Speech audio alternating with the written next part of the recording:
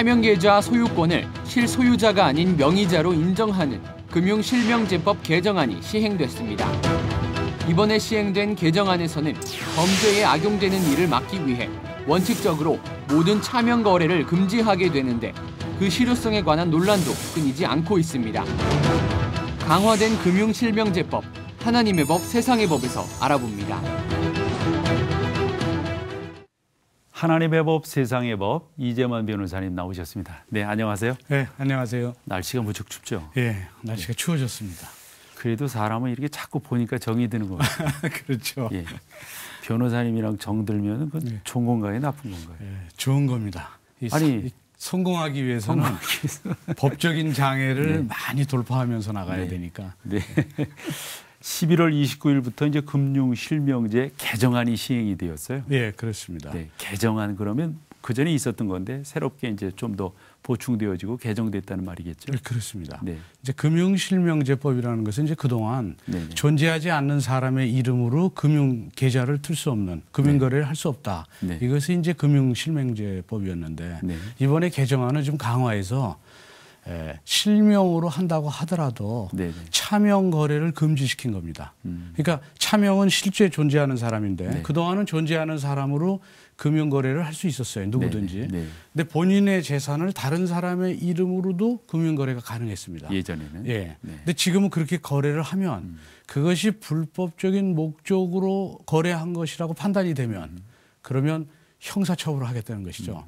그 전에는 형사처벌이 안 됐어요. 차명 거래를 해도 차명 거래가 발각되면 증여로 봐서 증여세만 부담하면 됐습니다. 네. 그런데 발각되지 않으면 그냥 증여가 된 것이죠. 네.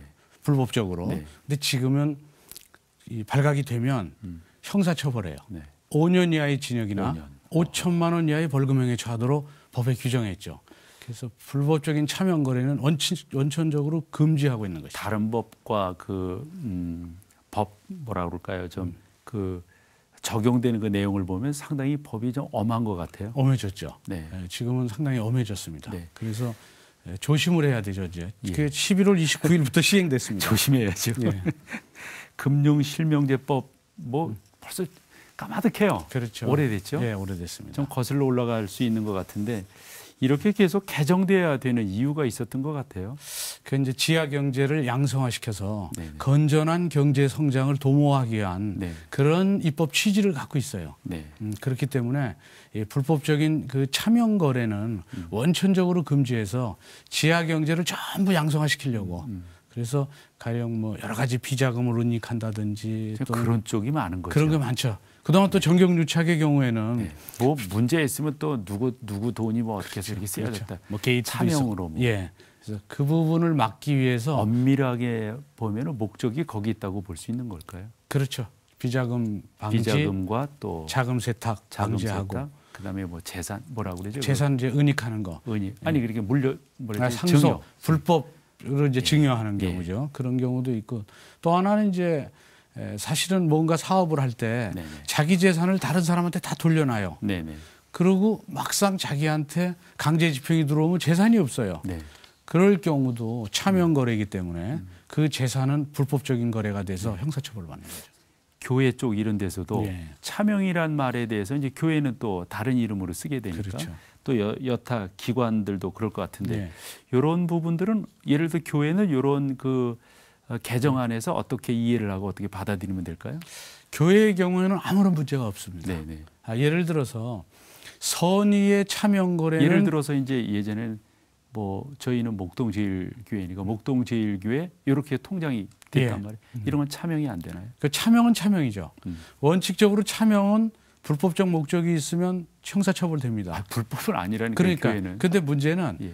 선의의 차명 거래는 처벌되지 않습니다. 그러니까 선의의 차명 거래가 괜찮다. 무엇이냐면 예. 교회에서 교회의 재산 관리를 위해서 대표자 명의로 거래를 하는 경우 이것은 선의의 차명 거래고 또 문중 같은 경우도 문중에 있는 재산을 관리하기 위해서 문중 대표자 명의로 거래를 하는 경우 그러니까 지금 실명제법에서는 문중 이름으로는 할 수 없잖아요.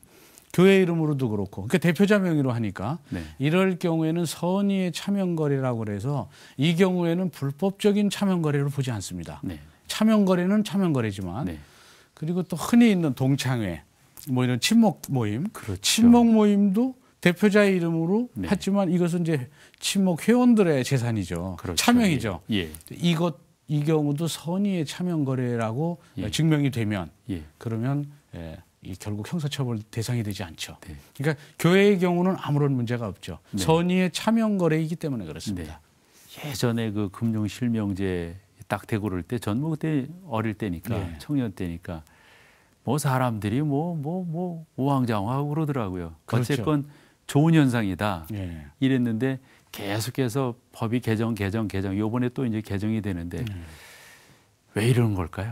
그동안은 이제 실명제는 이제 문자 그대로 실명으로만 금융거래를 할 수 네. 있다.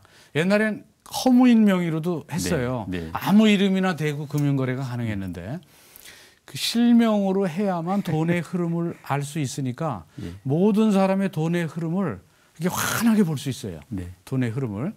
근데 차명거래를 불법적인 목적인 그렇죠. 경우에는 또 차명거래 형사처벌까지 한다니까 이제 모든 걸 들여다보는 데다가 차명거래, 자금 세탁 이런 거를 막기 위해서는 결국은 서민들만 어려워질 가능성도 있어요. 그러니까 결혼시키기 위해서 자녀한테 5천만 원 이상을 네. 줬다. 이제는 좀 어려워지는 그럼 거죠. 증여세가 네. 사실은 뭐 자녀 결혼할 때 5천만 원 더 들을 수도 있잖아요. 아유, 그 뭐 당연한 거 아니에요. 그런 문제들. 예. 그다음에 이제 부모님한테 경우에 따라서 용돈도 줘야 되는데 네. 그 용돈이 3천만 원이 넘으면 마찬가지로 예. 이거는 증여다. 그래서 이런 여러 가지들이 예. 이게 서민들한테도 이게 잘못하면 불똥이 튈 수도 있기 네. 때문에 지하 경제 양성화를 위하는 좋은 입법 취지가 살아날 수 있도록 그렇죠. 운영의 묘가 필요하겠죠. 어쨌건 저는 아까 드렸던 질문 가운데 좀 변호사님으로 답을 얻고 싶었던 것은 모든 문제가 이 욕심 때문에 아, 그렇습니다. 이 과도한 욕심. 그렇죠. 그래서 성경은 철저하게 청지기 정신을 강조하고 있잖아요. 예, 그렇습니다. 그런데 하나님께 맡은 또 받은 거 이런 예. 것들을 잘 운영하는 거 그런 사회가 빨리 왔으면 좋겠어요. 그렇죠. 그래서 시민의식이 사실 그래서 높아지면 저는 예. 죄송합니다만 처음부터 변호사님이랑 좀 안 친해야 되겠어요. 이 변호사님 친하면 좀 그러니까. 원래 네. 자기가 교통신호를 아무리 열심히 잘 지켜도 네. 옆에서 갑자기 차가 와서 부딪히는 경우가 있어서 알겠습니다. 친해 보도록 하겠습니다. 예. 오늘도 귀한 말씀 감사합니다. 예. 네, 예. 수고하셨습니다. 예.